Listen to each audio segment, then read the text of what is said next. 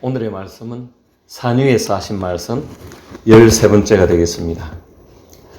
그러므로 하늘에 계신 너희 아버지의 온전하심과 같이 너희도 온전하라. 온전함으로 완전함으로 나아가는 것이 신앙의 목표요 방향이라 했습니다. 우리는 너무나 연약한 인생들입니다. 실수가 많고 부족함이 많고 무엇보다 죄가 많은 인생들입니다. 그럼에도 불구하고 하늘에 계신 아버지께서는 우리에게 온전함으로 이끌어주고 계십니다.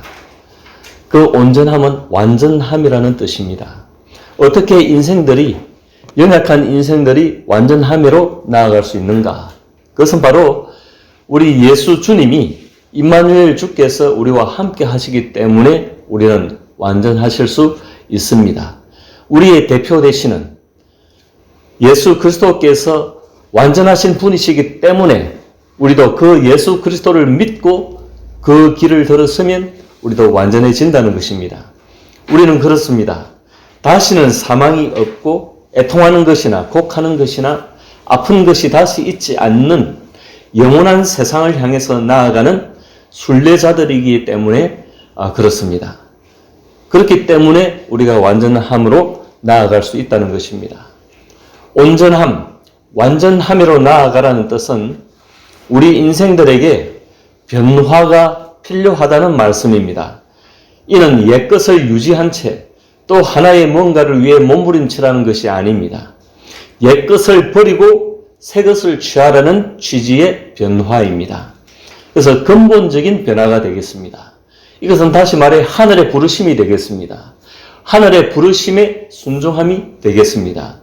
그래야 근본적인 변화가 일어나고 성경이 말씀하고 있는 그 변화에 동참하게 되는 것입니다. 고린도후서 5장 17절에 보면은 그런즉 누구든지 그리스도 안에 있으면 새로운 피조물이라 이전 것은 지나갔으니 보라 새 것이 되었도다 그랬습니다. 우리는 연약한 인생이고 내가 교회에 나아가서 신앙을 고백하고 내가 믿는다라고 하지만 그러나 내 속에 여전히 죄가 있고 나는 여전히 부조리한 인생인데 어떻게 새 것이 될 수 있습니까? 부조리한 인생임을 깨달아 아는 것이 새 것이 되었다는 증거입니다. 이해가 되십니까? 새 것이 되어지지 아니하면은 부조리한 인생으로 여겨지지 않습니다. 인생이 잘못되었다고 생각하지 않습니다.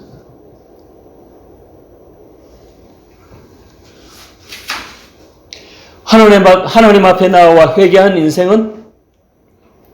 인생이 하나님 앞에 근본적으로 잘못된 것임을 깨달아 아는 것입니다. 그렇기 때문에 새롭게 태어난 것입니다. 새로운 피조물이 된 것입니다. 이전 것은 지나갔습니다. 보라, 새 것이 되었습니다. 이 목표를 이루기 위하여 역시 고린도후서 5장 18절에 모든 것이 하나님께로서 났으며 그가 그리스도로 말미암아 우리를 자기와 화목하게 하시고 그렇게 말씀하셨습니다. 화목이라고 하는 것은 원수됨과 반대되는 개념입니다. 화목은 죄로 말미암아 하나님 앞에 나아갈 수 없던 인생이 하나님 앞에 나아갈 수 있게 되고 하나님과 소통할 수 없던 인생이 하나님과 소통할 수 있게 되는 것입니다. 소통에 있어서 핵심적인 통로는 무엇입니까? 그것은 바로 기도입니다. 기도를 통하여 우리는 하나님과 소통을 할 수 있게 되는 것입니다. 오늘의 성경 본문 또한 기도에 대해서 말씀하고 있습니다. 인생이 창조주 하나님께 기도한다는 것은 죄로 오염된 자신을 버리고 자신을 뜯어 고치는 데 의의가 있습니다.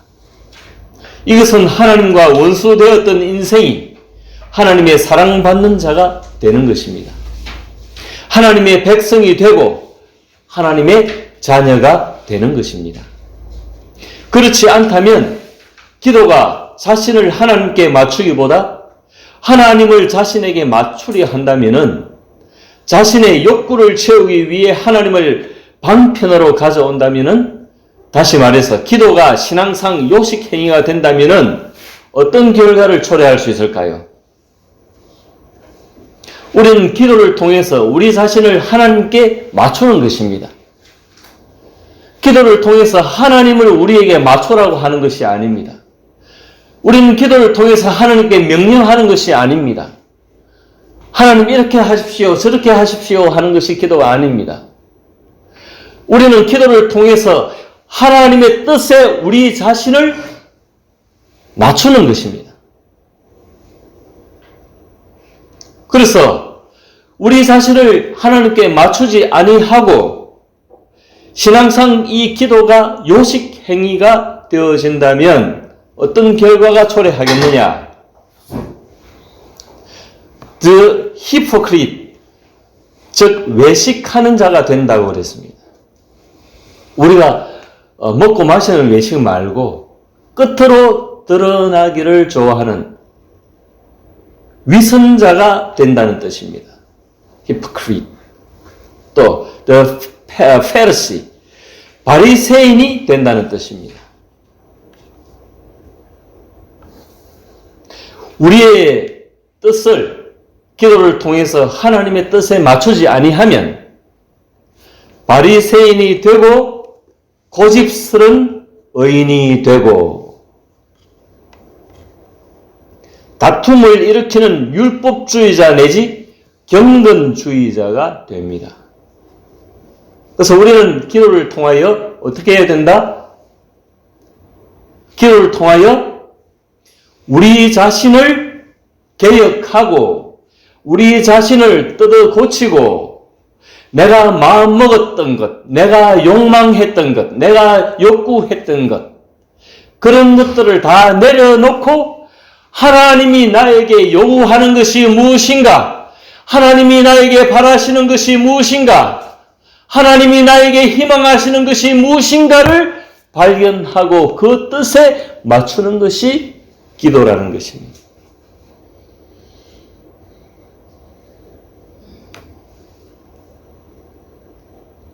그래서 본문 5절에 보면은 또 너희는 기도할 때에 외식하는 자와 같이 하지 말라.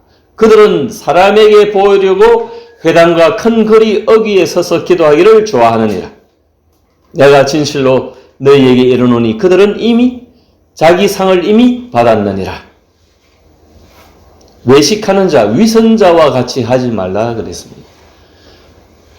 유대 종교 지도자들은 길거리에 서서 큰 회당과 큰 거리 어귀에 서가지고 사람들이 많이 왕래하는 곳에 서서 기도하기를 즐겨했습니다. 왜 그랬을까요? 그들이 그런 기도 행위를 하면은 사람들이 존경하기 때문에, 아, 저분은 역시 우리의 지도자가 될 자격이 있어. 저분은 역시 존경받을 만한 그런 자격이 되는 거야. 사람들은 그렇게 생각한다는 것입니다. 일반 대중들은 매우 어리석습니다. 어리석기 때문에 그런 요식 행위에 속아 넘어가죠. 그러나 깊은 깨달음을 가지고 눈을 크게 뜨면 그것이 아닌 것을 깨달아 알게 되죠. 하나님의 뜻을 구하고 하나님의 그 뜻에 굴복하는 자들의 눈에는 그것이 잘못된 것임을 깨달아 알게 될 것입니다. 그들은 이미 사람들에게 박수받고 칭찬을 들었기 때문에 어떻게 됩니까? 자기 상을 받았다라고 주님은 말씀하고 있는 것입니다. 오래전에 그 아르헨티나의 탁월한 목회자요 성경교사였던 이 오르티즈 목사님은 기도라고 하는 주제 강의에서 우리 기도의 대부분은 하늘나라에서 잡동사니 우편물처럼 취급당합니다라고 강의한 적이 있습니다. 여러분, 우리 우체통에 보면은, 이 우편함에 보면은, 정말 우리가 읽을 만한 것들, 나에게 꼭 필요한 것들만 있는 것이 아니죠. 정말 잡다한 것들이 많이 우편으로 날라옵니다. 그런 것처럼 우리가 하나님께 기도를 많이 하죠. 기도를 하면은 그 기도가 이 우편물로 이렇게 하늘나라에 도착이 되면 하나님께는 정말 읽을 만한 거리가 많이 없다는 거예요. 이것은 우리네 일상에서 흔히 범하는 기도의 실태에 대한 정확한 지적이라고 봅니다. 아까도 말씀드렸다시피 우리의 욕구대로, 우리의 욕망대로 기도를 많이 한다는 거죠. 그래서 하나님께 명령하게 되는 거죠. 하나님 이것도 해달라, 저것도 해달라. 자꾸 요구를 하게 되는 거죠. 물론 우리가 하나님께 기대고 하나님께 요구를 아니할 수가 없지만은, 그러나 근본적으로 우리는 하나님의 뜻에 우리 자신을 맞추고 우리의 것을 내려놓고 우리의 마음을 비우고 우리의 비워진 마음에 하나님의 뜻을 품고 하나님의 뜻을 담게 되는 것이 기도의 본질이라고 말씀하고 있는 것입니다. 또 골방 기도에 대해서 말씀하죠. 골방 기도라고 하는 것은 은밀함을 제공해주는, 골방이라고 하는 것은 은밀함을 제공해주는 장소입니다. 기도는 은밀한 장소에서 하라는 말씀입니다. 다시 5절에 보면 또 너희는 기도할 때에 외식하는 자와 같이 하지 말라. 그들은 사람에게 보이려고 회당과 큰 거리 어귀에 서서 기도하기를 좋아하느니라. 내가 진실로 너희에게 이르노니 그들은 자기 상을 이미 받았느니라. 6절에 보면 너는 기도할 때에 내 골방에 들어가 문을 닫고 은밀한 중에 계신 내 아버지께 기도하라. 은밀한 중에 보시는 내 아버지께서 갚으시리라 그랬습니다. 왜 은밀히 기도해야 할까요? 사람이 사는 세상에서 남의 눈은 가릴 수 있어도 위에 계신 하나님의 눈은 가릴 수 없다는 말씀입니다. 또 하나님은 살아 생존하는 인격이시기 때문에, 더군다나 우리의 아버지이시기 때문에 그렇습니다. 이것이 신앙입니다. 우리의 하나님이 나의 아버지가 되느냐? 아버지는 무엇입니까? 가족 관계입니다. 살아계신 나의 가족이고 인격이십니다. 그렇기 때문에 내가 말하는 것을 나의 아버지께서 들어주신다는 믿음, 그 믿음이 있는 것이 바로 신앙입니다.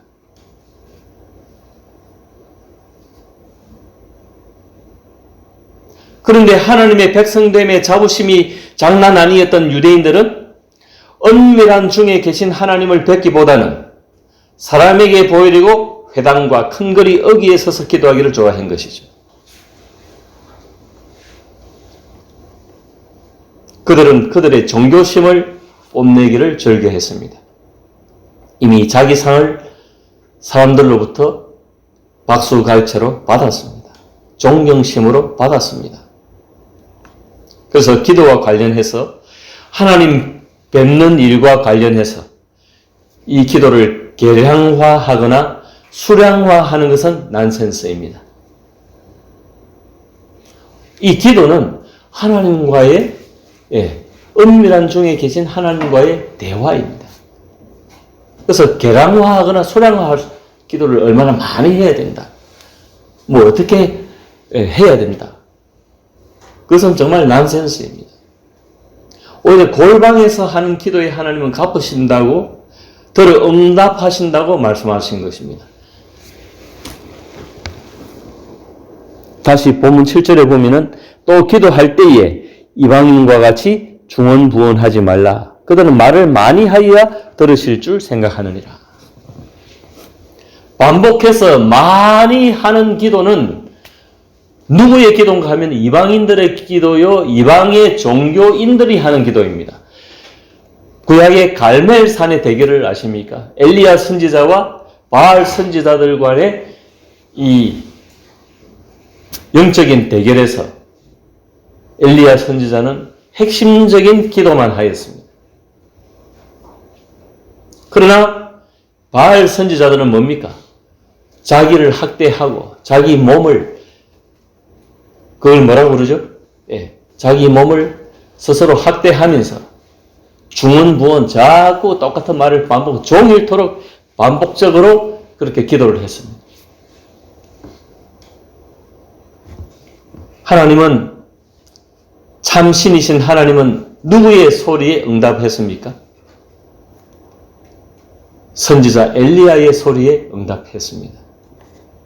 그러니 기도라고 하는 것은 계량화하거나 수량화할 수 없다는 말씀입니다. 인격이신 하나님께 할 말을 하는 것입니다. 필요한 대화를 하는 것입니다. 그 점을 우리가 인식하시길 바랍니다. 제대로 된 아버지는 자녀의 필요를 아십니다. 우리에게 하늘 아버지가 제대로 된 아버지이십니다. 하나님은 여성도 아니시고 남성도 아니시고 중성도 아니십니다. 하나님은 스스로 계시는 하나님이십니다. 그래서 모세에게 이집트 바로에게 가서 당신을 누구라 소개하리까 하리까 하나님은 I am who I am. 나는 스스로 있는 자다.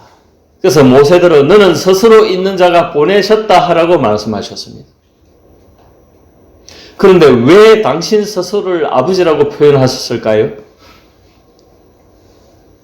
하나님은 아버지는 우리 눈으로 판단하건대 아버지라고 하는 것은 남자지 않습니까? 어머니는 여자고 아버지는 남성이고.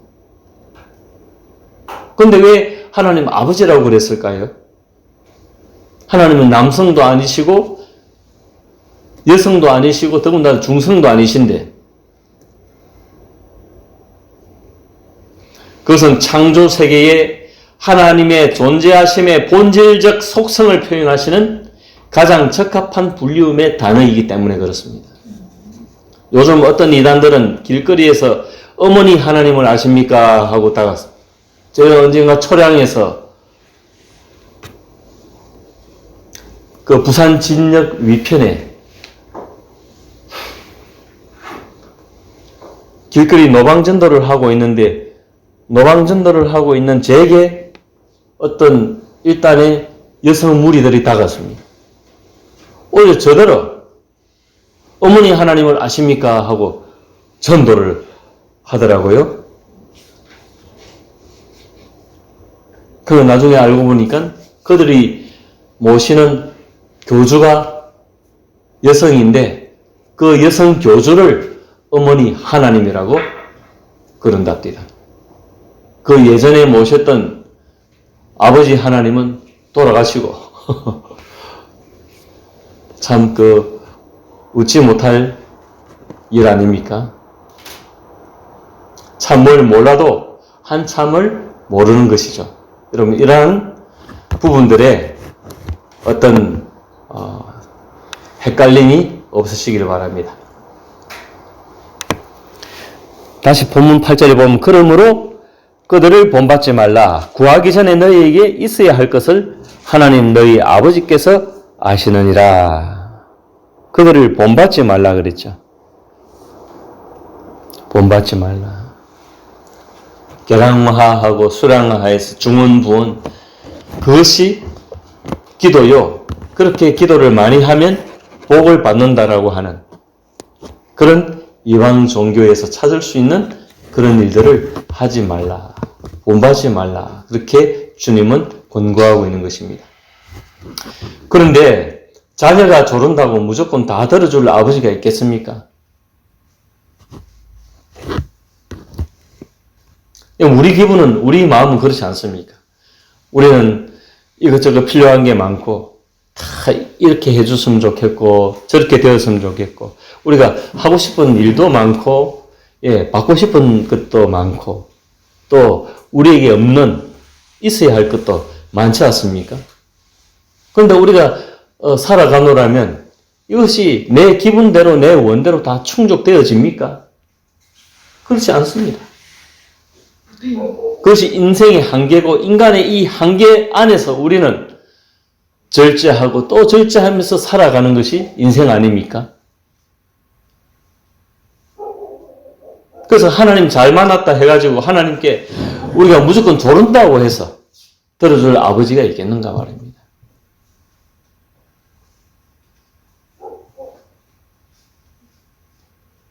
하나님은 우리의 필요를 아신다고 그랬습니다. 가장 좋은 것으로 우리에게 주신 분이시라는 것입니다. 너는 네 생각에 이것이 있어야 할 줄 알지만 그러나 내 생각에는 네가 그것이 없이도 인내함으로 얼마든지 살아갈 수 있느니라. 그렇게 하나님이 원하신다면 그것이 우리에게 더 좋은 일이라는 것입니다. 마태복음 7장 한 장 넘기시면 7장이죠. 9절 11절 9절에서 11절 같이 한번 읽어볼까요? 9절에서 11절 같이 읽습니다. 시작. 너희 중에 누가 아들이 떡을 달라 하는데 돌을 주며 생선을 달라 하는데 뱀을 줄 사람이 있겠느냐? 너희가 악한 자라도 좋은 것으로 자식에게 줄 알거든. 하물며 하늘에 계신 너희 아버지께서 구하는 자에게 좋은 것으로 주시지 않겠느냐? 그랬습니다. 그래서 하나님은 창조주 하나님이십니다. 이 창조주 하나님이 없는 것이 없는 분이시죠. 그러나 우리가 구한다고 다 들어주시는 분이 아니라 우리의 필요를 따라 하나님이 채워주시는 분이시라는 것입니다. 그래서 그것을 우리가 그 본질을 우리가 알아야 된다는 것입니다.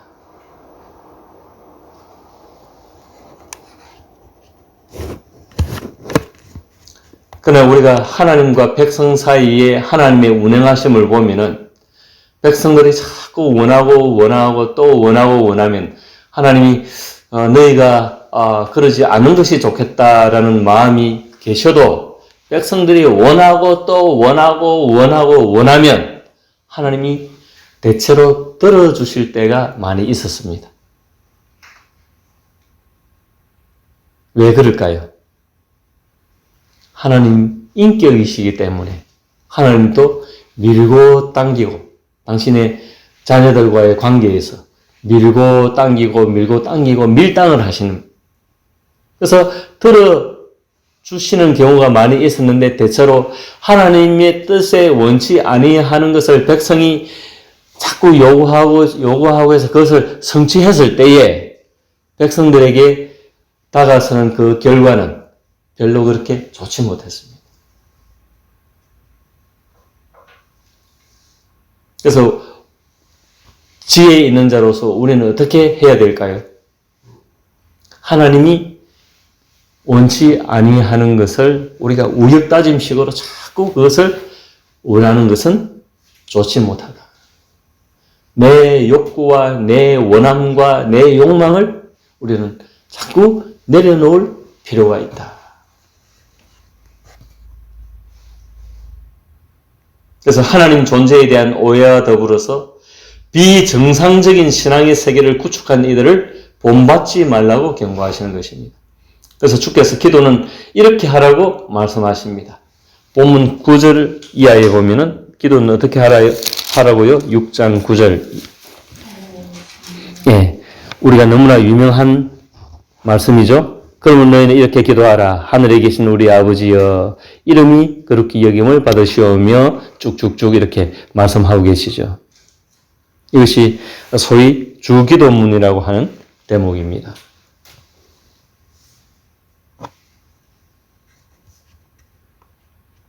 그래서 이 하늘에 계신 우리 아버지여 하는 기도의 대상이 누구임을 분명히 알고 기도하라는 것입니다. 기도의 대상이 누구냐? 기도의 대상이 누굽니까? 창조주 하나님이시다. 누구의 이름으로 기도합니까? 예수 그리스도의 이름으로 기도하는데 이 예수는 누굽니까? 하나님의 독생자여 제2위 하나님이시여 임마누엘 예수 그리스도시여 완전하신 신이시여 완전하신 사람이시다. 우리 사람들의 대표가 되시고 우리 사람들의 머리가 되시는 분이 바로 임마누엘 예수님이시다.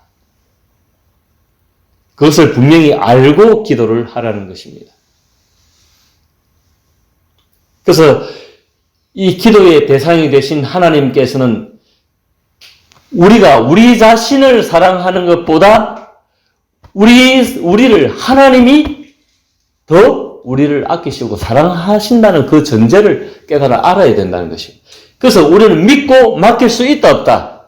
하나님께 우리 자신을 믿고 맡기고 내던질 수 있다라고 하는 것입니다.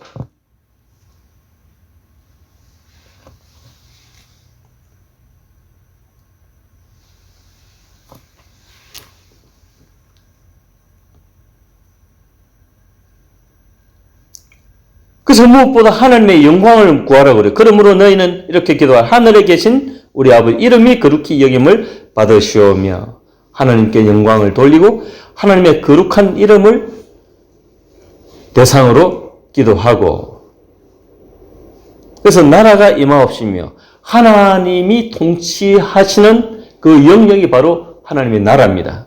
나라가 하나님의 통치가 우리에게 이루어지고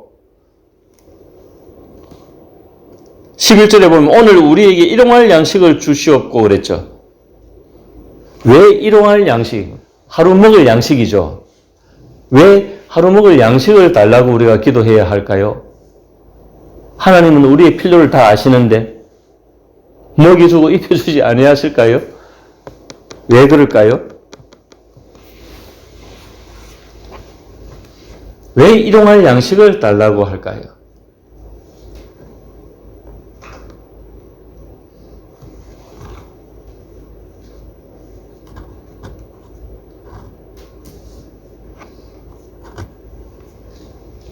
이것은 가장 인생으로서의 그 존재 자체를 깨달아 알고 기도하라는 것입니다. 너희 인생은 먹어야 산다. 그 먹거리를 하나님이 베풀어 주신다. 그리고 너무 지나치게 하나님께 요구하는 것은 바람직하지 않다라고 하는 말씀입니다. 우리 허황된 기도를 많이 하죠. 자꾸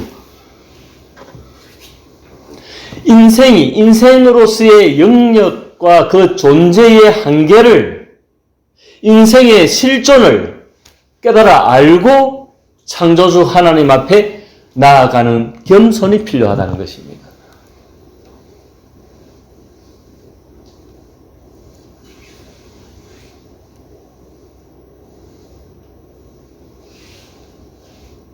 그래서 우리는 허황되게 막 하늘에 대고 막 무슨 산에 대고 이렇게 기도하는 것이 아니라 겸손히 하나님께 내 인생의 실존을 깨달아 알고 일용할 양식이 없으면 우리는 안 되는 존재입니다. 하나님, 우리를 굽어 살펴 주옵소서. 그런 겸손함으로 나아가라는 의미가 되는 것입니다.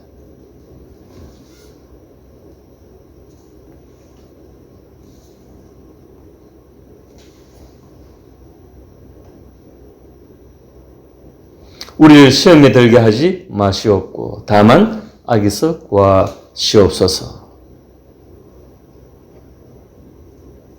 우리가 사는 세상은 악한 것들로 가득 차 있습니다. 이미 우리가 이 죄악 가운데서 부름받은 사람들이고 여전히 우리가 이 죄악된 땅에 살아가고 있기 때문에 그것들과 싸우는 것이 필요하고 내 속에 죄성이 여전히 머물고 있기 때문에 그것이 도달할 때마다 그것들과 싸워야 한다는 것입니다. 우리 죄를 사하여 주시옵고 우리를 시험에 들게 하지 마시옵고 시험이라고 하는 건 유혹이죠. 유혹에 빠지지 않게 하고 다만 악에서 구하옵소서. 나라와 권세와 영광이 아버지께 영원히 이사옵나이다.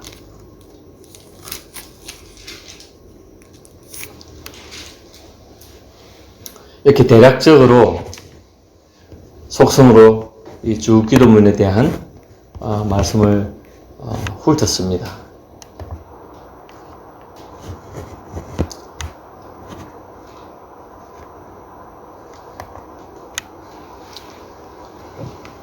큰 요지는 그렇습니다.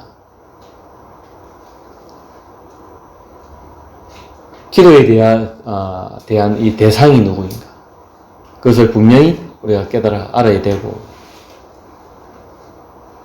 그리고 우리의 존재가 어떠한 존재인가? 우리의 한계가 무엇인가? 인간의 실존을 깨달아 알아야 된다는 것입니다. 그리고 무엇보다도 하나님이 우리를 위해 주시는 분이시라는 사실을 잊지 마시기 바랍니다.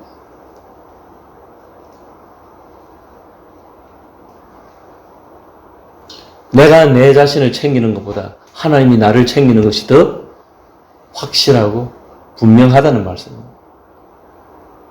어김이 없고 흔들림이 없다는 말씀입니다. 우리는 우리 자신을 챙긴다 하지만 우리는 우리 자신을 잘 챙길 수가 없습니다.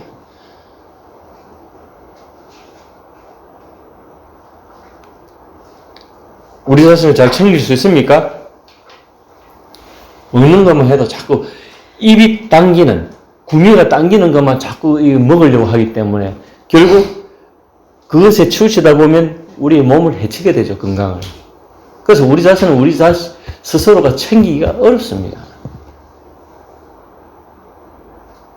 근데 하나님은 우리를 너무나 정확하게 분명하게 챙기시는 분이시죠.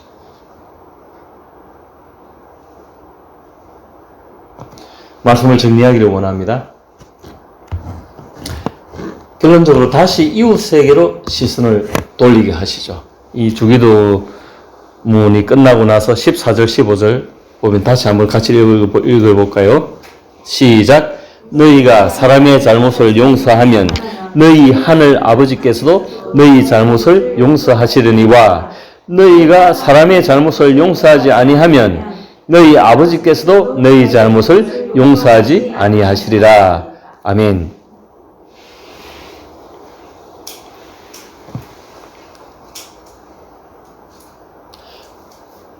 지금 이 말씀은, 기도에 관한 말씀을 하십시오. 이 말씀은 불신자들에게 하신 말씀입니까? 부름받은 사람들에게 하시는 말씀입니까? 예, 부름받은 사람들, 예배하는 사람들에게 하시는 말씀입니다. 그래서 너희가 사람의 잘못을 용서하면 하늘 아버지께서 너희 잘못을 용서하신다. 이것은 우리가 근본적인 원죄를 회개한 어떤 회심과 관계되는 것이 아니라 우리가 일상생활에서 사람을 용서해야 하나님도 우리를 용서해 주신다는 것입니다. 하나님도 우리를 용납해 주신다는 것입니다. 미운 놈이 있겠죠. 그러나 그 미움을 끝까지 간직하고 그 사람이 해가 되도록 미워하지 말라는 것입니다.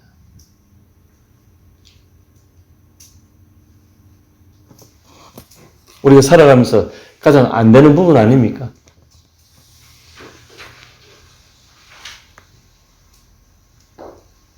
그래서 우리는 마음에 그런 용서함을 품지 아니하고 악한 마음을, 미운 감정을 품어 있으면서도 우리가 하나님께 무엇을 구하거나 하나님께 어떤 용서해 주시기를 구한다면 하나님이 용서해 주시겠다는 것입니다. 용서 안 해 주신다는 것입니다. 그럼 우리의 삶이 어떻게 될까요? 우리의 삶은 피폐하게 되는 것입니다.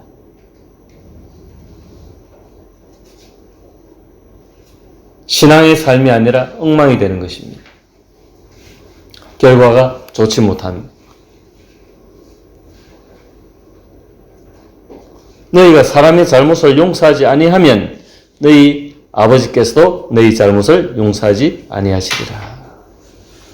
용서하면 용서하시고 용서 아니하면 용서하지 아니하시고 이 딱 조건을 걸어놨습니다. 그래서 이웃들에게 마음을 열라는 것입니다. 이웃들을 품으라는 것입니다.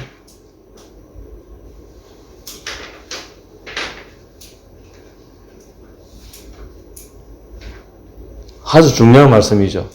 아무리 앞에 어떤 있었던 이것이 뭐 내가 기도를 얼마나 했다 치더라도 사람을 용서하지 아니하시면 이 기도가 하늘로 전달된다 안 된다? 예, 허공을 치는 소리에 불과하다는 거죠.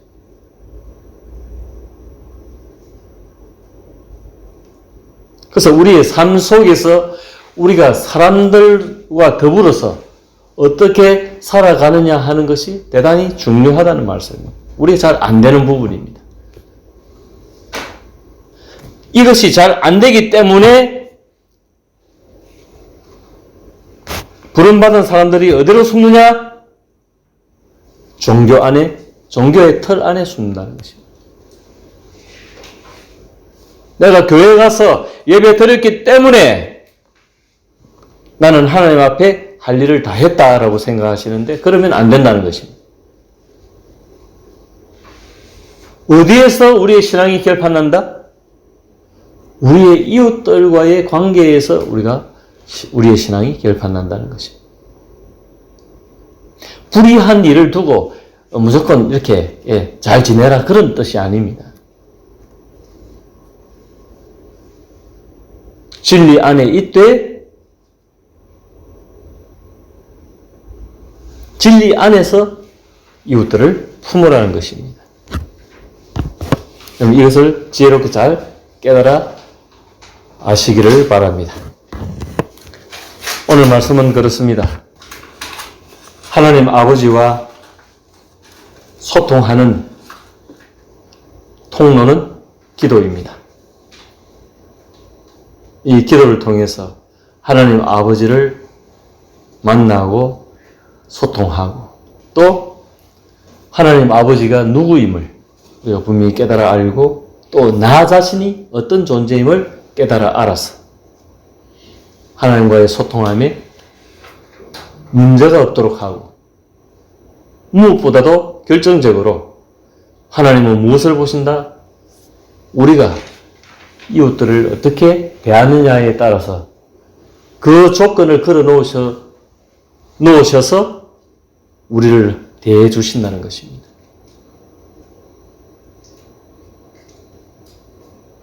여러분, 자비로운 마음을 품으시기 바랍니다. 하나님께 있는 풍성한 마음을 품으시기 바랍니다. 너그러운 마음을 품으시기 바랍니다. 그래서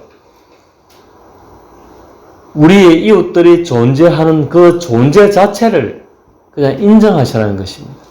내가 하나님의 사람이기 때문에 저 친구는 하나님 사람이 아니야 라고 하고 그렇게 단정 짓고 그렇게 사람을 대하지 말고 그 존재, 하나님의 피조물이라고 하는 그 존재 자체를 인정하고 품으라는 것입니다. 구원을 받고 안 받고는 하나님의 소관이지 우리의 소관이 아닙니다. 우리가 다 판단하는 것이 아닙니다. 그래서 주님은 먼저 된 자 나중 되고 나중 된 자 먼저 된다라고 말씀하신 적이 있습니다. 이 점을 분명히 하고 또 우리가 기도로 나아가는 것은 무엇입니까? 기도로 나아가는 것은 우리 자신을 뜯어 고치는 것이다. 우리 자신을 개혁하는 것이다. 내 자신이 여전한 상태에서 그냥 나의 요구만 하나님께 전달하는 것이 기도가 아니라는 것입니다. 이 기도의 본질을 그렇게 알고 우리가 기도하고 하나님과 소통한다면 우리는 날이면 날마다 새롭게 될 것이고 날이면 날마다 새롭게 되고 또 새롭게 되어서 어떻게 된다? 궁극적으로 완전함으로 나아갈 수 있게 된다.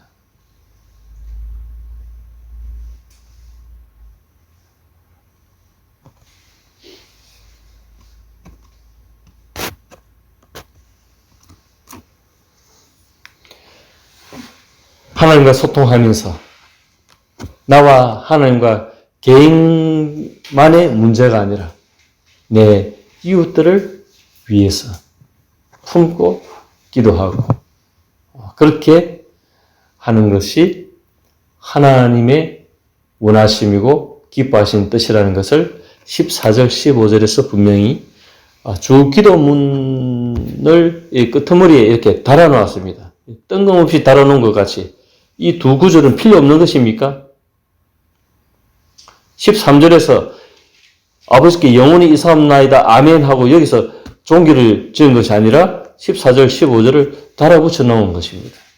너희가 사람의 잘못을 용서하면 그러니까 우리의 삶을 하나님이 다루어 보시겠다는 것입니다. 그래서 기도는 무엇입니까? 우리의 삶을 가지고 하나님 앞에 나아가는 것이다. 그 점을 꼭 기억하시고 하나님과의 소통에 문제가 없으시기 바라고 늘 형통하시기 바라고 또